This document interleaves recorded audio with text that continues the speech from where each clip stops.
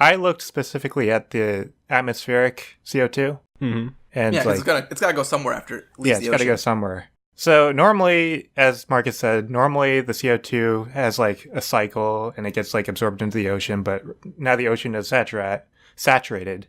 So that doesn't happen anymore. So it's basically just going to go into the atmosphere. And I wanted to look at like how much CO2 would go into the atmosphere.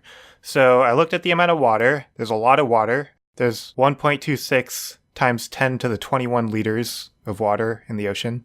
And the average Coca-Cola, or just like a liter of Coca-Cola, has 6.2 grams of CO2 in it. See, you never see that on the nutrition facts. Yeah, I know. They should list that somewhere.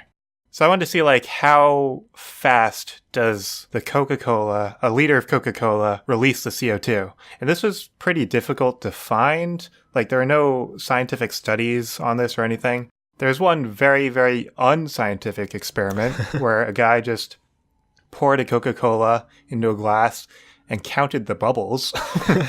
Wait, what? How?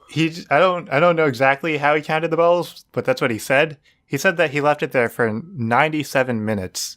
And after 97 minutes, the bubbles were there were only 6 bubbles per minute. And that's when he determined that it was flat. Well, it sounds like it's still going at 6 bubbles a minute. I know. So that's the only thing I saw in my research, so I'm going to go with that. So I'm going to say that after 97 minutes, a liter of Coke or carbonated whatever is flat. So 6.2 grams of CO2 is released in 97 minutes from a liter. And obviously it depends on temperature. So that experiment was at room temperature. And if it's hotter, then it releases faster. If it's colder, it releases slower. So looking at the ocean, I wanted to look at the average temperature of the ocean.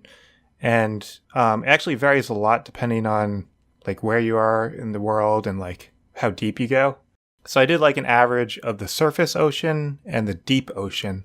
The average of the surface ocean is 59 to 68 degrees Fahrenheit.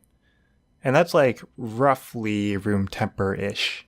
The deep ocean, the average temperature is like 32 to 37 degrees Fahrenheit. Yeah, I actually got that same fact when I was looking at my bubbles. I thought it was going to be colder at the bottom of the ocean. Yeah, I mean, yeah. I guess water freezes, but at the same time, like, you know, it seems like a fact that would be a smaller number. Yeah. So anyway, since there's like this temperature differential, I think most of the CO2 will come from like the surface ocean. So I really just looked at that. I kind of ignored the deep ocean. Yeah, that makes sense. And the surface ocean makes up 10% of the ocean volume. So, I mean, it's still a lot. It's still 1.26 times 10 to the 20 liters. So, yeah, if we take the rate of CO2 released from that experiment, the unscientific experiment, the CO2 released from the ocean will be 4.83 grams, or 4.83 times 10 to the 20 grams per hour.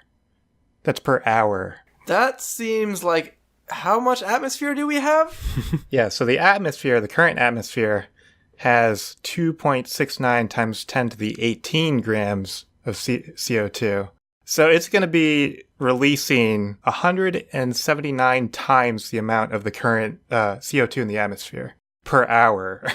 Fuck. That's pretty bad. So my imagination of just on top of the ocean, you know, a bunch of feet of only CO2 was optimistic at best. Yes.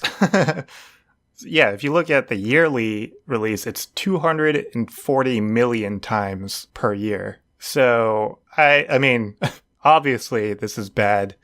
I think this just pretty much immediately kills everything. Right. Not plants. I think plants still do need, like, a little bit of oxygen, I think. You know, it's tough to say. I actually looked into this specific fact, and from what I could tell, there's not a consensus on the answer, but there is 2 schools of thought based on the Reddit post I saw and the 2 responses, where one person was like dismissive and like, everything's gonna die, you idiot. And then the second person was like, well, actually the plant can produce, you know, run through the cycle once, and they actually can produce, the action they produce lets them re-trigger the reaction. But he didn't. I wasn't really convinced by him either. I don't remember his username, but it was something silly. So it's like he sounded smarter, but he had a silly username compared to the person who was just dismissive and was like, everything's gonna die. who I don't remember his username because he could have been like a scientist or something. Was it Chris Yee? No. It might have been Chris Yee. Did you go around answering the question you were researching? Because that's a really good way to get research. Is you just I know. you just It's a produce what reliable you answer. need. Someone online says. And that someone was me.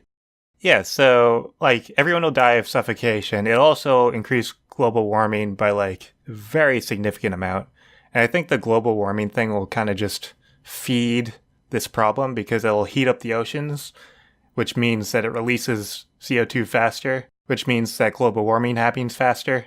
So it's just going to be like a cycle. And I was going to look into like the long-term impacts of this, but like the short-term impact is that everyone dies, and then the long-term impact is that everyone is still dead. So, Right. Yeah.